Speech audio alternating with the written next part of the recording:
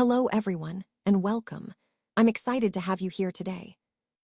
We'll be exploring Mega Goal 3.1, which focuses on understanding our needs versus wants. This is Unit 5, titled, Do You Really Need It? And it centers around conversation and listening skills.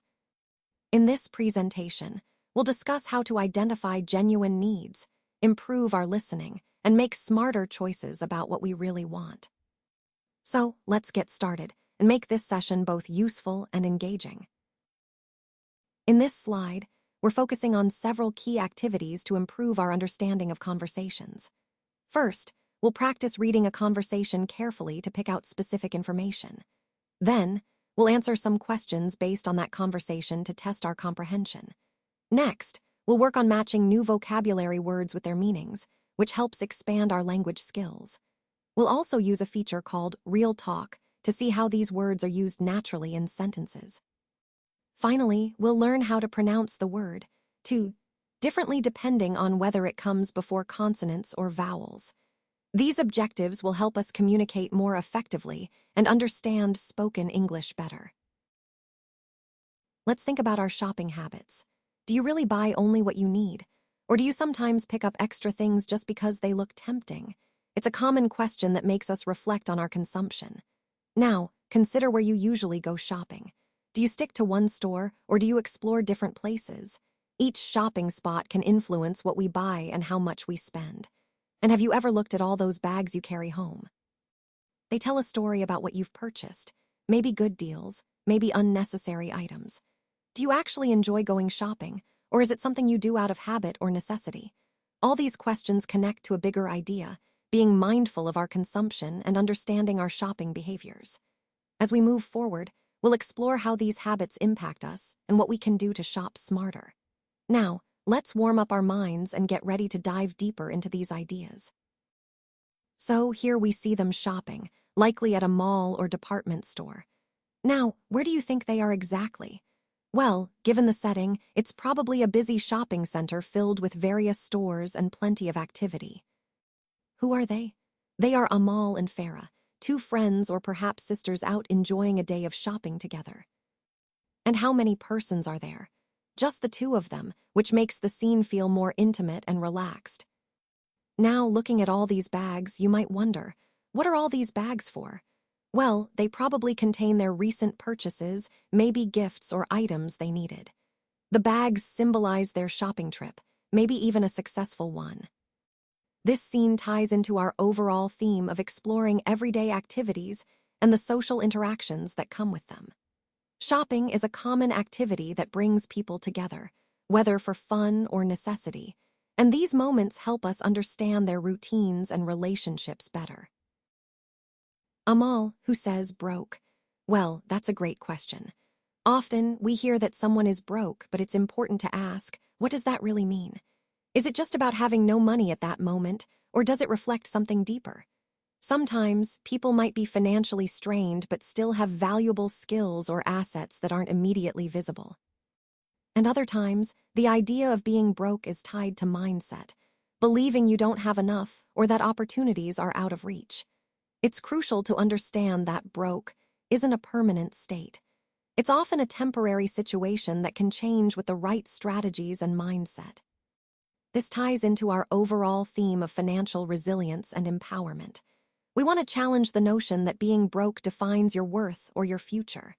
Instead, it's about recognizing where you are, understanding what you can do to improve, and taking proactive steps. Remember, the key is to shift from a mindset of scarcity to one of opportunity. Farah, who says blow? Well, that's a great question. It really highlights the importance of questioning assumptions and understanding the context behind statements. Sometimes, we hear claims or ideas that seem definitive, but when we dig deeper, we realize there's more nuance involved. In this case, the phrase, who says, invites us to consider the source of information or authority. It encourages us to think critically about where ideas come from and whether they're based on solid evidence or just hearsay. And then there's blow, which can be interpreted in multiple ways depending on the context. It might refer to a sudden impact, a setback, or even a breakthrough. The key here is to recognize that perceptions of what constitutes a blow can vary widely, and understanding that variation is crucial for effective decision-making. Connecting this to our overall theme, it's about challenging assumptions and being mindful of the sources and perceptions that shape our understanding. So, next time you hear something that sounds too absolute, ask yourself, who says, and what's really behind that statement? Amal, who says, and then we have this phrase, max out. What does that really mean in our context? Well, max out is about reaching the maximum limit, whether it's workload, resources, or potential. It's about pushing ourselves to the fullest extent possible. But the key question here is, who decides what the maximum is? And are we actually aiming to hit that ceiling, or could there be more beyond it? This ties into the overall theme of how we measure success and our capacity to grow. It's about challenging assumptions. Who says we've hit our limit? Because often, the real growth happens right when we think we've reached the max. Amal, who says, beat it? Well, this slide touches on the idea that sometimes we need to challenge assumptions and question authority.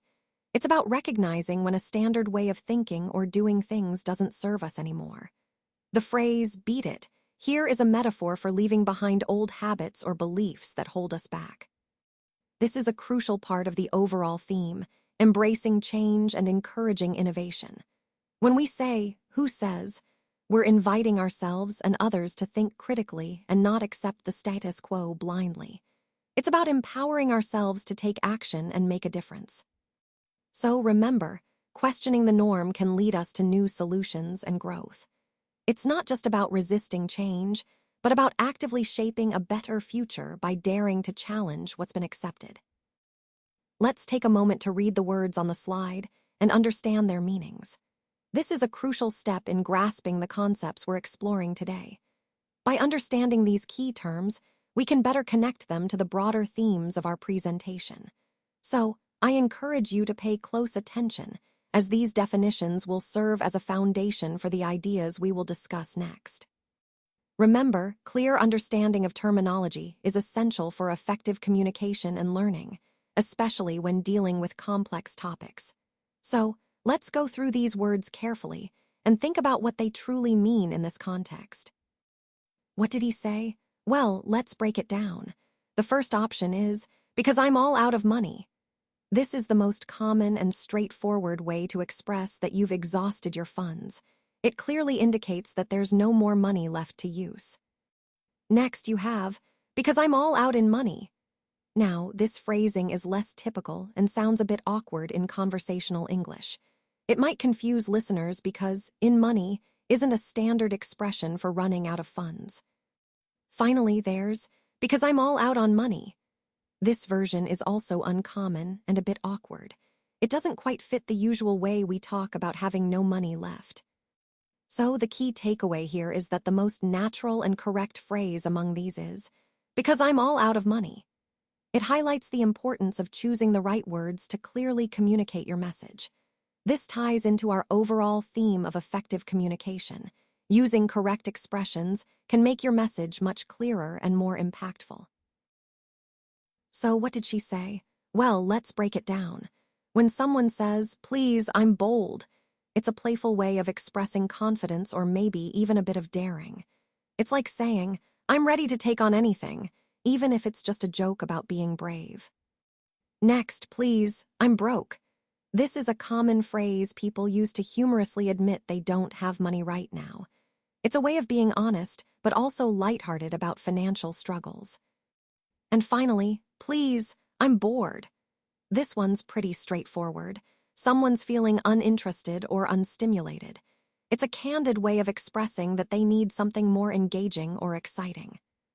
What's interesting here is how these phrases reflect different states of mind: confidence, financial vulnerability, and boredom. They help us understand how language can quickly convey feelings and situations, often in a humorous or relatable way. Connecting this to our overall theme, it shows how simple phrases can reveal a lot about our emotional state and how we communicate our needs or feelings in everyday conversations. So what did he say?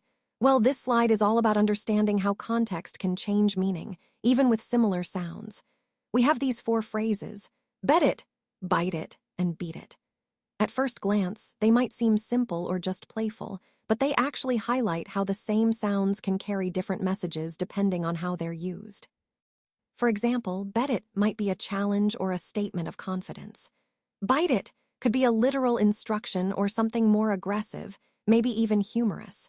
And beat it is often used to tell someone to go away or leave. The key point here is to recognize these subtle differences and how they influence communication. It reminds us that understanding context and tone is crucial, especially when interpreting language that sounds similar but means very different things.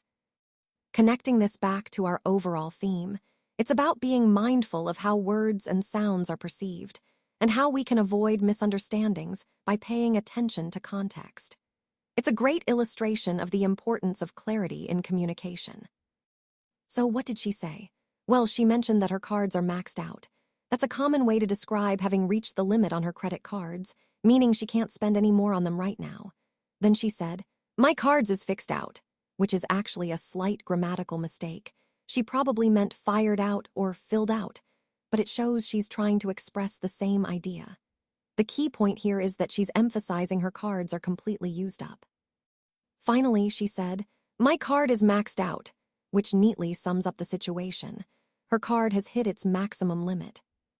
The important thing to note is that these phrases, though slightly different, all highlight the same concept. She's reached her credit limit. This is a critical point because it can affect her ability to make further purchases or even impact her credit score.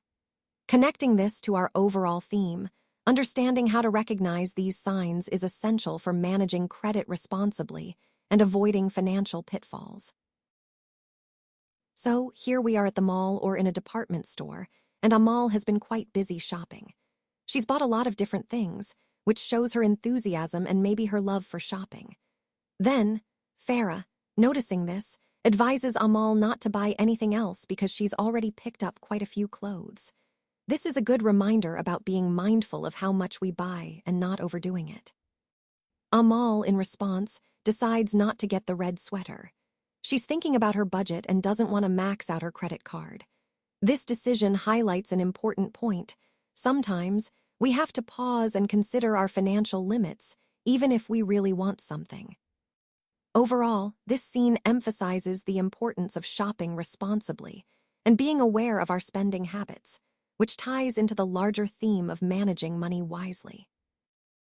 These are phrases that people often use when they are politely trying to stop someone from doing something. You see, sometimes we want to prevent a certain action without coming across as rude. So we choose our words carefully, using polite expressions that communicate our message clearly but kindly. For example, you might hear someone say, "I'm not sure that's a good idea," or "maybe we should look at other options." These phrases help us maintain a respectful tone while setting boundaries or expressing disagreement. Understanding these nuances is really important in effective communication, especially in professional or sensitive situations. It ties back to our overall theme of how language shapes interactions. By choosing the right words, we can influence how our message is received, even when we're saying no or expressing concern. Let's talk about emotional appeal, which is a powerful way to connect with an audience on a deeper level. When used effectively, it can evoke feelings that motivate people to act or believe a certain idea. Now, within emotional appeal, we often see techniques like the anti-bandwagon and bandwagon techniques. The anti-bandwagon technique appeals to individuals who want to stand out or think independently. It suggests that by not following the crowd, they can be seen as unique or more thoughtful. On the other hand, the bandwagon technique encourages people to join the majority, implying that if everyone is doing something, it must be the right choice. And then we have endorsement, which involves leveraging respected figures or celebrities to promote a message or product. This taps into trust and admiration, making the message more credible and appealing.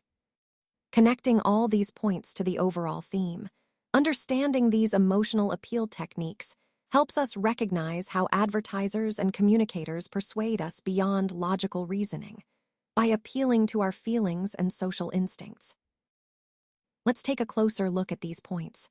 Starting with D, this represents the initial step in our process, where we focus on understanding the fundamental requirements.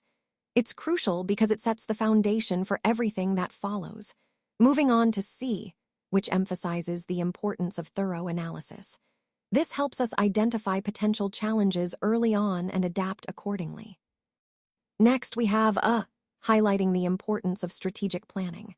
Without a clear plan, even the best ideas can falter, so this step ensures we're aligned with our goals. Following that is B, which relates to implementation. This is where our ideas come to life through action, and effective execution is key to success. Then there's F, representing feedback and continuous improvement. No project is perfect from the start, so gathering insights allows us to refine our approach. Finally, E underscores evaluation, measuring results against our objectives to ensure we're on the right track and to inform future projects. Together, these points form a cycle of understanding, planning, acting, learning, and improving. They embody the core principles we've discussed throughout the presentation, illustrating how a structured approach can drive sustained success.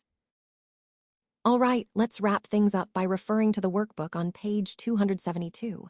Exercise H, I encourage you all to complete this homework assignment because it's a great way to reinforce what we've learned today. Remember, the key points here are to apply the concepts we've discussed in a practical way. Take your time to analyze the questions carefully and think about how they connect to the overall theme of our presentation. Doing this exercise will help solidify your understanding and prepare you for real-world application. So, I recommend setting aside some quiet time to work through it thoroughly. Don't forget, practicing these skills is essential for mastery. Thanks for your attention, and I look forward to seeing your completed homework.